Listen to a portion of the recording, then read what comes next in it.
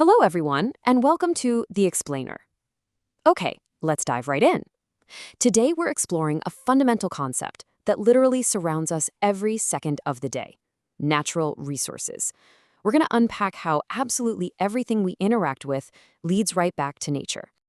Okay, let's dive into this. Here is our roadmap for today. 1. Defining natural resources. 2. Categorizing our world. 3. Uneven distribution and conflict. 4. Stewardship and sustainability. And 5. History and next steps. Section 1. Defining natural resources. Before we even touch a textbook definition, I want you to take a pause. Just look at yourself and the things immediately around you right now. Seriously, ask yourself, what is their origin? It's a pretty profound question when you really chew on it. At some point in their life cycle, all of these things lead back to nature. Even that simple plastic button on your shirt, it didn't just magically appear out of thin air. Its origins trace back through manufacturing and refining, all the way back to raw materials pulled straight from the earth. So the core definition we need to understand is actually really simple. We apply the term natural resources to materials and substances that occur in nature and are valuable to humans. It's super concise, but it perfectly encapsulates that critical relationship between the natural world and human utility. And this brilliantly illustrates exactly what we mean when we talk about materials occurring in nature. You can practically feel the sheer, raw power of the water crashing down here. It's just a perfect visual of a naturally occurring resource in all its unbridled majesty, long before humans figure out how to harness it. Moving on to Section 2, categorizing our world. Now, in science, we use shared characteristics to group ideas or things together so we can talk about them effectively. The absolute foundational mental model you need for your exams is this: renewable versus non-renewable. Renewable resources can be restored and regenerated over time by nature. Non-renewable resources, on the other hand, are completely finite. Sustaining life on Earth means we have to enable the restoration of the renewables and commit to the responsible, judicious use and eventual substitution of the non-renewables. We can see how this builds in the real world with hydroelectric plants built along rushing rivers. This is exactly how human settlements bridge the gap between raw nature and human utility. We're capturing the kinetic energy of a renewable resource, flowing water, and categorizing it into a highly usable power source for society. Solar panel installations are another awesome example of this. Let's do a little exploring together. Think about the non-renewable resources you use every day, whether directly or indirectly. What are the possible renewable substitutes? Like, what steps can we actually take to transition to renewables like solar energy? It requires massive shifts in technology and infrastructure, which is a really great question to keep in mind as we analyze the rest of this chapter. Section 3. Uneven distribution and conflict. As wonderful as these resources are, our global reality is, well, complicated. The simple geographic fact we have to grapple with is this: natural resources are not evenly distributed across our planet, not even within individual countries. Some regions are completely abundant in water, minerals, and fertile soil, while others have very little. And this single fact dramatically shapes human settlements, global trade patterns, and international relations. Because of this wild imbalance, resource distribution frequently drives international conflicts and wars as nations fight to gain control over what they lack.